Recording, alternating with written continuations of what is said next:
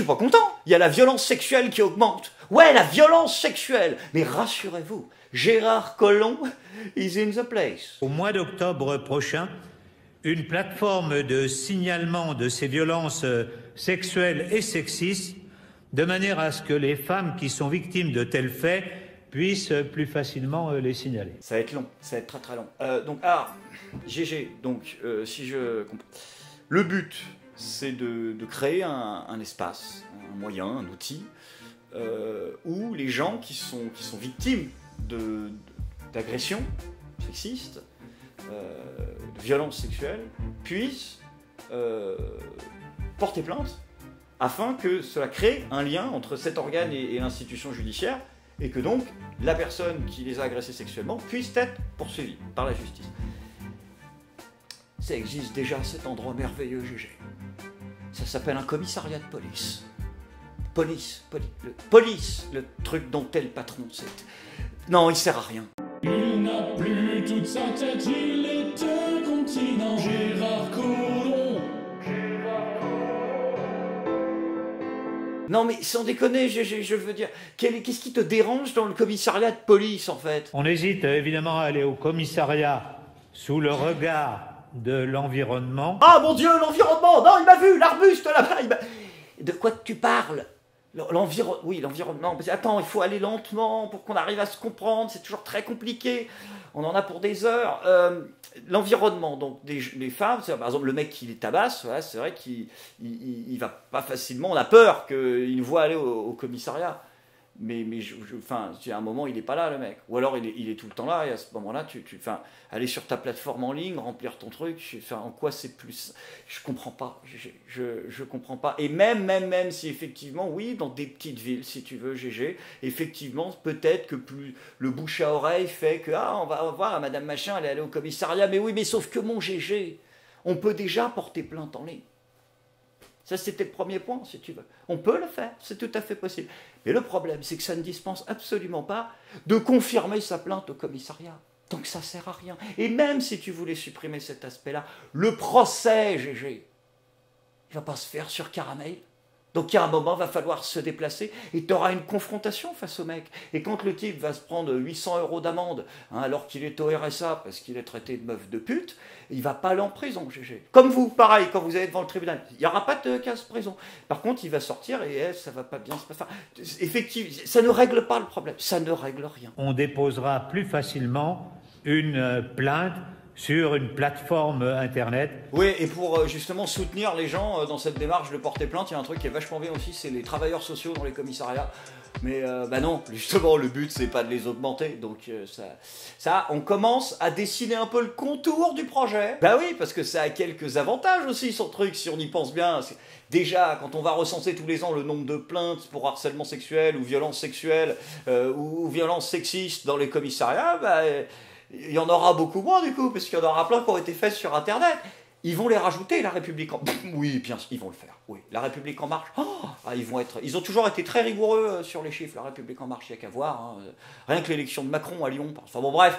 Mais oui, ils sont très rigoureux, moi je les crois. La République en marche. Oui, ils vont pas débouler. On a été hackés par les Russes. Si, il te le fait, Emmanuel Macron. Ne rigole pas, il te le fait, Emmanuel Macron. Tu le sais très bien que c'est pas du complotisme. Que Macron, en vrai, il déboule, il te dit c'est Bestel, il a mal mis la cassette, ça a tout niqué. Si, c'est très bien qu'il te le fait. Et puis, d'un autre côté, c'est également un bon moyen de faire baisser les investissements, enfin de justifier en tout cas une baisse des investissements pour la police. Mais non, vous n'avez pas besoin d'argent, qu'est-ce qui vient me faire chier, Navarro, là? Mais non, aujourd'hui, c'est Internet, c'est des robots qui gèrent. Et le problème, en plus, dans l'histoire, c'est que vous ne connaissez rien à Internet. Internet, mais non, mais arrêtez d'essayer de faire semblant aussi, vous étiez déjà ridiculisé à l'époque de la loi Adopi, là, à pas savoir ce que ça voulait dire. Adopi, la haute autorité de... Oui, les mecs qui piratent, enfin, qui empêchent les gens de pirater les films et tout ça, la musique sur Internet, ouais. Pourquoi je parle au présent? Parce que ça existe encore. Ah, c'est vrai, vous n'êtes pas au courant. Si, parce que François Hollande, il avait dit à l'époque, on va supprimer Adopi, ça sert à rien. Et du coup, finalement, il l'avait pas fait, parce que c'est François Hollande, tout à fait. On comprend le principe, mais toujours trop tard. Et donc, du coup, à un moment, les médias, ils avaient pas dit que Adopi était pas mort. Donc Adopi, ils sont allés les voir, ils ont dit, toc, toc, toc, bon, faudra dire aux gens quand même qu'on est vivant. Et les médias, ils ont dit, bon, MDR, t'es qui? Et du coup, Adopi, on n'entendait plus parler, sauf les quelques rares personnes qui ont la malchance de recevoir une lettre de temps en temps. Et donc, Adopi, là, ça y est, ils ont décidé qu'ils remettaient la boutique à plat. Et calmez-vous, la lutte contre le téléchargement de films, c'est fini les copains. Pourquoi? Parce qu'Adopi, ça y est, ils sont là. Ouais, ils ont dit qu'il y avait trop de... Les gens, ils pirataient trop les films. Donc du coup, Adopi, pour cette année, c'est comme le changement, c'est maintenant. C'est normal, c'est eux qui l'ont créé. Toujours pareil.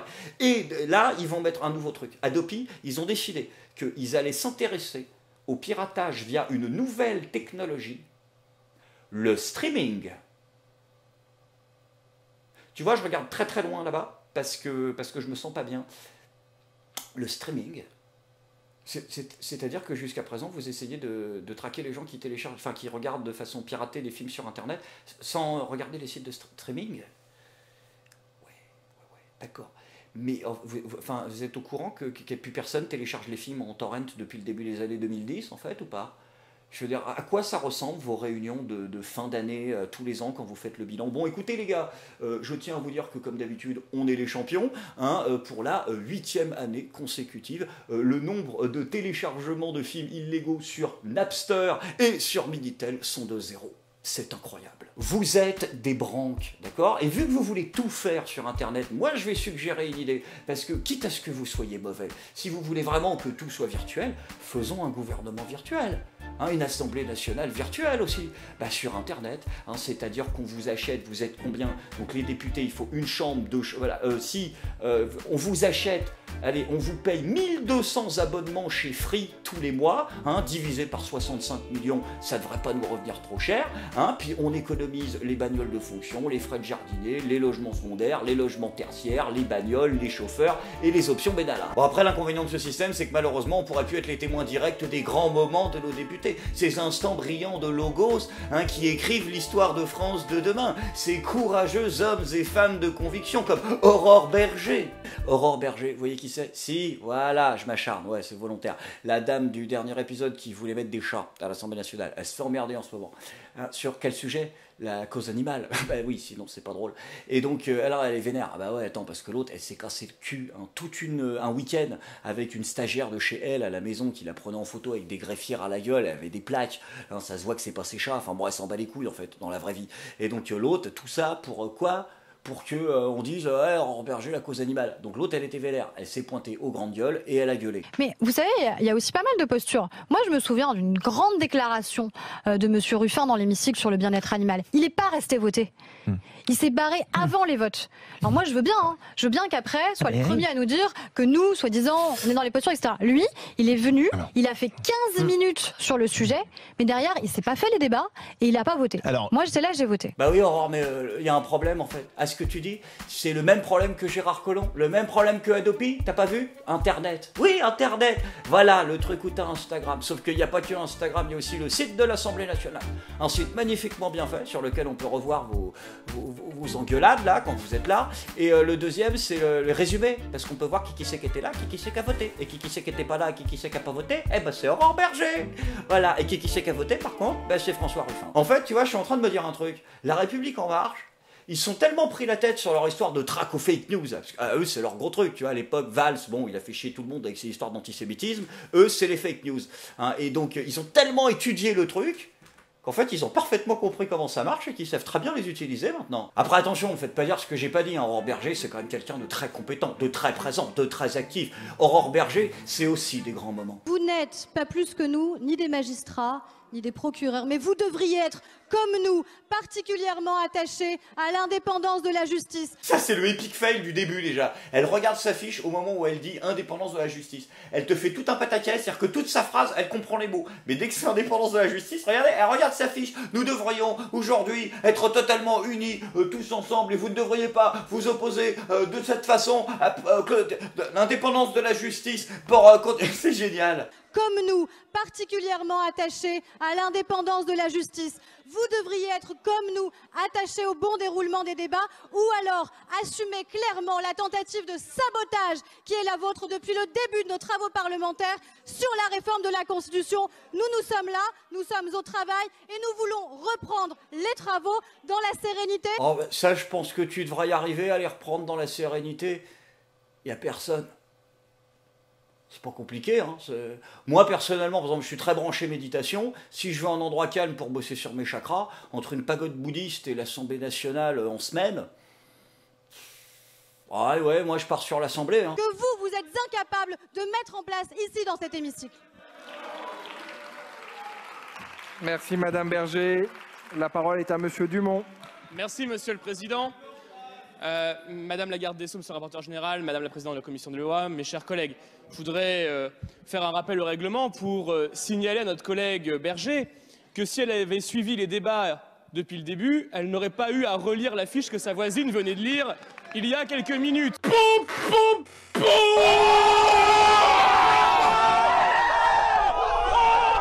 Et qu'en arrivant comme un cheveu sur la soupe dans les débats, ça nous permettrait d'éviter... Alors, tout ça pour vous dire que mon rappel au règlement concerne les propos qui ont été tenus auparavant, et je ne comprends pas les propos qui ont été tenus en particulier par Monsieur le Premier questeur, puisqu'il a annoncé que nous siégeons et que chaque jour où nous siégeons était un coût supplémentaire pour l'Assemblée nationale. Pourtant, j'ai bien souvenir, hier, Monsieur le rapporteur général, que vous nous aviez expliqué dans une quasi-unanimité sur les bancs de l'hémicycle que comme c'était forfaitisé, il n'y avait pas de coût supplémentaire, qu'on soit en session ordinaire ou en session extraordinaire. Alors la question se pose, c'est qui ment? Est-ce Monsieur le Premier questeur aujourd'hui? Mais qu'est-ce qu'elle fout? Elle se tire. Ah d'accord, elle se casse. C'est-à-dire que l'autre, il a été méchant avec elle, donc elle fait la gueule, et elle se tire, elle prend son petit sac, elle se casse. Hein, bah ouais, bah, j'en ai marre aussi de tout ce bordel là. C'est quoi ces connards là qui disent jamais qu'on est des gens... Hein, l'opposition, ouais, bah oui, mais vous nuisez à ma sérénité. J'ai dit que je voulais la sérénité et le calme, moi. Hein, donc maintenant, je rentre chez moi. L'opposition, c'est mon chat. Très bien, on va faire ça devant la télé, ça va être peinard. Hein, je vais tout débattre avec moi-même. Non, mais c'est qui ces gens? Hein, qui vous êtes pour vous opposer, bande de cismes, hein, hétéro-mâles, sexistes, dominateurs, à la sérénité de Aurore Berger? Ah oui, mais ce que vous comprenez pas, hein, bande d'oppresseurs, c'est qu'Aurore Berger, c'est une femme de paix. Aurore Berger, c'est une femme qui, elle ne recherche pas le conflit. Mais non, elle s'entend bien avec tout le monde. Avec tout le monde, qu'on vous dit. Vous ne pouvez pas comprendre cette pensée pacifiste. Bon, par contre, Aurore, de toi à moi, on est bien d'accord, hein, que je t'y reprenne pas. Ok, t'étais pas là pour le débat sur la condolectomie des animaux, mais par contre, sur le débat sur la lobotomie, la carré, il va falloir être là, hein, parce qu'à mon avis, ça te touche directement. Donc là, c'est personnel, on est au niveau de l'affect. Sans transition, les amis, c'est maintenant le moment de la polémique du jour. Oui, la rubrique que vous n'avez pas vue depuis 50 chroniques. Bah ouais, mais on va s'attaquer un peu à Mélenchon, là. Le public est sensible. Voilà, léger, ouais. Donc ce qu'on va faire, c'est que le principe, c'est le même que d'habitude, mais peut-être en étant un peu plus objectif. Bon, dans le cas présent, ça va aggraver la PLS, mais c'est pas grave. Hein, mais si je sens que si je déboule, c'est que en mode poète-poète, je vais me faire recevoir façon les trois frères quand ils vont bouffer chez les bourgeois. Oui, j'ai pris l'image exprès. Donc du coup, l'histoire, tout le monde la connaît. Jean-Luc Mélenchon et Emmanuel Macron se sont rencontrés ce soir d'été à Berlin. Hein, il faisait beau, il faisait chaud, la nuit tombait. Les caméramans étaient là et les femmes en robe de soirée buvaient des cocktails. Bref, on aurait dit un boulard d'M6, tu sais, du fin des années 90. C'était très joli et ils se sont mis à jacter. On a des confrontations politiques, mais Mélenchon, ce n'est pas mon ennemi. Il y a eu des mots très forts quand même tout à l'heure sur la xénophobie. Monsieur Mélenchon, c'est le mot que vous avez employé, il me semble. Vous avez dit que c'est le plus grand xénophobe qu'on ait, Emmanuel Macron. Non. Si, vous l'avez dit. Vous l'avez dit. Non, ça m'étonnerait. Ah, il l'a dit. Non. Donc on est bien d'accord que le monsieur qu'on vient de voir, c'est le monsieur que s'il est élu, il faut qu'il aille mettre des PLS stratosphériques à Angela Merkel, à la Commission européenne, à Vladimir Poutine et à Donald Trump. Ok, je sens que ça commence déjà à rager, alors on va prendre les trucs les uns après les autres. Bon, premier point, Jean-Luc, tu as dit que Emmanuel Macron était xénophobe. Le Jean-Luc Mélenchon du matin n'était pas sur le même registre que celui du soir à l'adresse du chef de l'État. Le plus grand xénophobe qu'on ait, c'est quand même lui. Voilà, on a pu être 65 millions de Français à en être témoins à la télévision. Donc, hein, y a un truc qui colle dans la phrase là qui marche pas? Tu la sens? Télévision. Ouais, tu l'as eu, c'est bien. Alors oui, effectivement, ce que vous avez vu, c'est les images de TF1. TF1 qui a fait ces images et puis qui ont été reprises partout. Hein. BFM, c'est les mêmes. iTélé, c'est les mêmes. Même le HuffPost, ça m'a un peu étonné. Images qui commencent pile poil au moment où il dit juste les propos. On ne voit pas ce qu'il y a avant et surtout, on ne voit pas le contexte. Bon, après, de toute façon, je ne vous cache pas que quand on voit le reportage de TF1 en lui-même, ah bah, ça transpire quand même un niveau d'objectivité journalistique à peu près équivalent à celui de Manuel Valls assistant à une conférence d'Alain Soral. Ah non. Tout miel, l'insoumis ne rugit plus. Voilà, on sent qu'il y a un léger parti pris. Moi, je peux me permettre, je suis humoriste, mais là, t'es quand même la voix qui présente les faits factuellement à des millions de Français sur le média d'information le plus vu de France, c'est-à-dire le journal télé de TF1. Bon, en même temps, au cas où ça aura échappé à certains, TF1 n'est pas forcément une chaîne de gauche non plus. Mais là, je pense que c'est confirmé. Donc, El Famoso contexte, c'était quoi? C'était qu'au moment où Jean-Luc Mélenchon avait prononcé ses propos à l'égard d'Emmanuel Macron, il était un petit peu vénère, parce que ça faisait effectivement quelques moments que plusieurs membres du gouvernement, en l'occurrence, l'accusaient d'être proche de l'extrême droite italienne, ce qui, dans le logiciel politique de Jean-Luc Mélenchon, égale xénophobie. Voilà, c'est une nouvelle pour personne. Hein, et qu'il y avait eu des articles qui le titillaient, ils font ça quand ils ont rien à foutre, les médias, tous les 6 mois, leur El Famoso rapprochement, Jean-Luc Mélenchon, enfin France Insoumise, Front National. Quand ils ont rien à gratter, c'est en général qu'intervient Christophe Barbier, et il sauve tout le monde avec une théorie que tout le monde se répète en boucle depuis à peu près 10 ans maintenant. Mais bon, donc du coup, à ce moment-là, on en était à un point où Mélenchon, il était un peu vénère et qu'il en avait marre de se faire attaquer. Sauf que le problème, c'est que ce sont des membres du gouvernement qui t'ont accusé d'être xénophobe ou qui sont allés sur ce terrain-là. Absolument pas Emmanuel Macron. Pourquoi je dis ça? Parce que c'est ce que tu as dit en fait. Et en réalité, ça m'est revenu après parce qu'on me l'a expliqué. C'est lui qui m'accusait d'être un xénophobe. Alors j'ai dit, s'il m'accuse moi d'être xénophobe, il y a pire xénophobe que moi, il y a lui. Et quoi qu'il arrive, le problème n'est pas là. Le problème, c'est pas les images de TF1 ou de BFM, comme s'amusent à me le rappeler les militants de la France Insoumise. Oui, la vidéo n'est pas encore sortie, mais le militant très déter de la FI, le concept, c'est qu'en général, il fait un thread de 15 pages où il dit « Ouais, machin, il y en a marre, de toute façon, quand t'habilles bien, il va dire ça, il va dire ça, il va dire... » Et il se répond quoi? Ah ouais, d'accord, donc en fait, tu travailles le matin, tu vois que le trade est commencé, t'étais pas là. Donc il y a déjà des mecs qui ont analysé ce que j'allais dire dans la vidéo, mais bingo, les champions, effectivement, je lui en mets plein le museau, au petit père des peuples. Donc du coup, pour faire la chose simple, si vous voulez, les gars, c'est bien beau d'aller rager en me disant « Ouais, mais de toute façon, tu rappelles ce que dit BFM et TF1 », sauf que les gens qui ont réagi en mal à cette vidéo-là, ils n'ont pas réagi au reportage de BFM ou TF1 qui est intervenu genre 2 jours après, comme ils sont tout le temps à la bourre, en fait, par rapport à Twitter, par rapport à Internet. Et les gens ont réagi sur la vidéo brute, en fait. Juste la vidéo brute qui a été diffusée et que je suis en train de vous diffuser. Donc, en fait, vous les accusez d'avoir un ressenti, juste un ressenti. Et ce ressenti, c'est quoi? C'est que Jean-Luc, il a oublié ses couilles à la maison, quoi. Mais non, mais vraiment, Jean-Luc, j'ai l'impression de voir mon chat qui me casse les couilles depuis le début de l'épisode, d'ailleurs, tout le monde l'aura remarqué, qui se prend probablement pour un guépard dans sa tête, mais qui est dans le monde réel, quand il chasse les papillons à 3 h du matin dans l'appart, ça sent quand même nettement moins la violence, tu vois, c'est genre plutôt si la violence, mais contre le mobilier. Et si les gens ont eu ce ressenti, c'est pour 2 raisons. Déjà, c'est parce qu'Emmanuel Macron, c'est lui qui te sort de la merde, toi t'es, oh non, vous croyez pas que j'ai dit ça quand même. Mais non, Jean-Luc Mélenchon n'a jamais dit ça. Mais non, tu n'as pas dit ça. Allez, voilà, c'est moi qui dis ce que t'as dit. Voilà, parfait, c'est moi qui décide si t'existes de toute façon. Et le deuxième moment où il te met une PLS, c'est quand t'essayes pitoyablement de changer de sujet. C'est une légère exagération. Un contre-humaniste, vous avez dit. Non mais vous avez été content, alors elle vous a dit qu'elle lâche l'affaire ou pas? Ah non, non. Mais j'ai dit que moi je ne lâcherai pas non plus. D'accord. Sur quel sujet? Vous l'avez fait regarder un peu la Méditerranée, tout ça? Longuement. Là-haut, vous étiez bien. Ouais, très bien. Alors, comment c'était? La cantine, c'est bon, c'est pas mal, pas chaud, oui, on en est là, quoi. On en est au niveau du c'est pas chaud, quoi. Et le plus dramatique, c'est que plus tu t'enfonces dans ton truc, plus il te méprise et plus c'est visible. Il a le sourire qui monte jusqu'aux oreilles, il te regarde de haut comme jamais. Et toi, là-dedans, son équipe de com se marre et se fout de ta gueule. Bref, c'est la cata complète. Alors Jean-Luc, il a tenté de s'expliquer en plusieurs temps. Tout d'abord sur le fait qu'il ait tenu ses propos à l'égard d'Emmanuel Macron en le traitant de xénophobe. Vous pensez ça ou pas? Je me rappelle pas comment j'ai dit ça. Il faut bien que je retienne votre attention, donc je trouve les mots qu'il faut pour ça. Ok, donc là tu nous dis que tu dis effectivement parfois des trucs que tu penses pas forcément, parce que bon, au bout d'un moment, ça va, les médias, faut attirer le regard quand même. Alors, déjà de 1, t'étonnes pas si en retour les médias, eux, se disent oui, on va dire ce qu'a dit Jean-Luc Mélenchon. Alors bon, c'est d'un côté, on va pas forcément mettre tout le contexte non plus, parce qu'à un moment, il faut attirer l'attention du spectateur. Il n'y a pas de 2 poids 2 mesures. T'as décidé de jouer un jeu bizarre avec eux, tu l'assumes jusqu'au bout, j'ai envie de dire. Et le problème, c'est que ça rentre aussi en contradiction avec certaines positions que tu peux tenir. Dans votre livre, Le choix de la soumission, vous dites « Je préfère parler en disant « je » plutôt que nous ». La personnalisation est une nécessité pour la responsabilité. Je suis responsable de ce que je dis. Autrefois, on disait « nous », le parti, les masses et toutes sortes d'abstractions qui permettaient à chaque individu de n'être jamais comptable de rien. Là, nous sommes obligés de dire j'assume ce que je dis. Bref, continuons sur les justifications. Je ne comprenais pas ce qu'on me disait au moment où c'est venu. D'abord, il passait, moi je passais dans l'autre sens, et il s'est arrêté, j'ai trouvé ça courtois.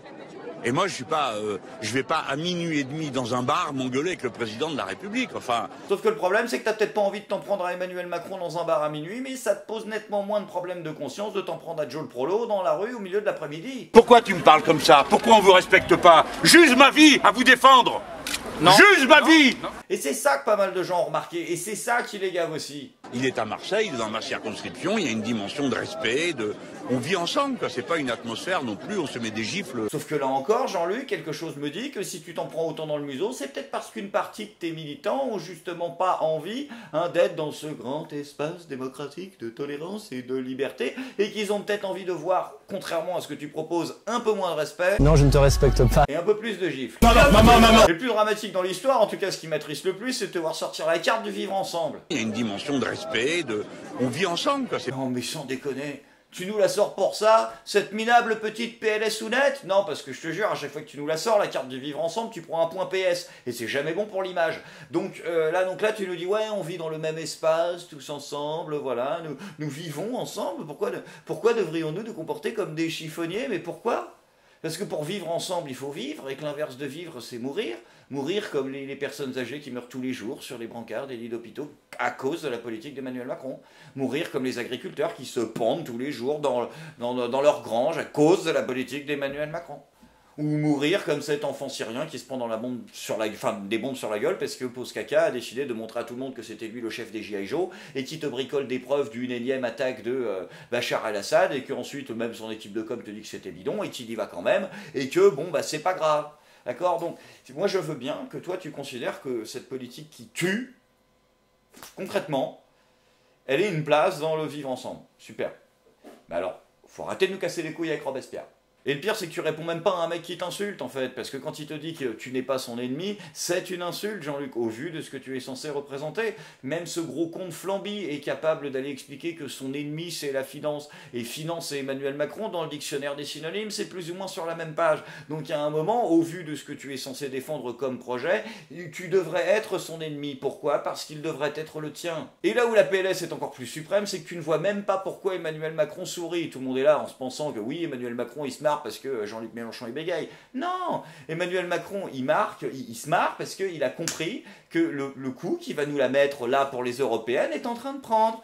Emmanuel Macron vient de te mettre une PLS politique, en fait. Si ça se passait qu'au niveau de qui sait qu'elle est plus grosse des coronesses, franchement, je laisse ça à mes brillants collègues virilistes de droite pour faire des vidéos sur le sujet. Non, le problème, c'est que tu t'es pris une raclée politique. Ce que Macron est en train de faire, c'est tout simplement ce qu'il a fait pour être élu. C'est-à-dire être la seule alternative démocratique face à Marine Le Pen, qui caracole en tête dans les intentions de vote aux européennes. Il va nous refaire le même coup, Macron. Marine Le Pen est un programme, c'est un parti, c'est un mouvement, c'est une histoire à part. Hein, Marine Le Pen, c'est mon ennemi. Non, Jean-Luc Mélenchon fait partie de tout le reste. Tout le reste, c'est bien. Tout le reste, c'est la démocratie. Voilà, tout le monde sourit. Ouais, la photo là-bas, Jean-Luc, si, et remet ta cravate. Hein, il faut que Marine, elle soit toute seule. Il est en train de te faire la même et tu sers à la construction de cette mythologie politique, malgré toi. Donc oui, je te rassure, tu as une place dans la grande pièce des puissants, sauf que tu joues Tartuffe. Et pour tous les militants insoumis qui me cassent les couilles sur Twitter à m'expliquer que je m'acharnerai contre Jean-Luc Mélenchon ces derniers jours, je rappelle qu'en 260 vidéos, c'est la 4e fois que j'égratine le portrait luisant du leader suprême. Donc à un moment les copains, si vous considérez qu'un ratio de 4 sur 260, que j'ai même la flemme de te le mettre en pourcentage, c'est du harcèlement ou c'est s'acharner sur... Eh bien merci de confirmer que vous avez un vrai problème avec la liberté d'expression. Et dernière question que j'ai envie de vous poser, celle qui fera que vous pourrez probablement pas vous empêcher de lasser un pouce rouge, chose si vous avez réussi à faire preuve d'un petit peu d'esprit critique et de retour sur vous-même. Posez-vous juste une petite question toute simple. Imaginez que là, Jean-Luc, en fait, au moment où il rencontrait Emmanuel Macron, je parle à tous ceux qui sont là en train de dire « Ah bah qu'est-ce que vous voulez les fachos, hein, que Jean-Luc il se comporte comme vos populistes d'extrême droite, hein, il respecte les valeurs du débat républicain et du dialogue et de la politesse », tous ceux qui tiennent ce discours. Si votre leader suprême, il lui avait pas serré la main, tu sais, il avait eu le quart des couilles du 8e de ce policier, de ce pompier, de ce flic en fait qui se fait virer par un Sarkozy parce qu'il refuse de se mettre au garde à vous. Je veux dire, juste, s'il avait eu le même courage qu'il a quand par exemple il est face à quelqu'un qui lui témoigne ce que c'est que le Venezuela. Un mot de conclusion. Non, un mot de conclusion. Vous lui tournez le dos, là? Non, je range mes papiers. Voilà. Voilà, quand il se retourne et que ça fait marrer toute l'équipe dans la salle, tu vois, qui fait ces grands moments Jean-Luc Mélenchonien que nous aimons tant. Hein, s'il s'était comporté juste comme ça, tu sais, en faisant semblant de jouer le débile, comme il le fait si bien, en disant « Bon non, je l'ai salué de loin, mais j'avais pas vu qu'il voulait me parler ». vous auriez été les premiers à hurler que c'était un héros. Et vous le savez pertinemment.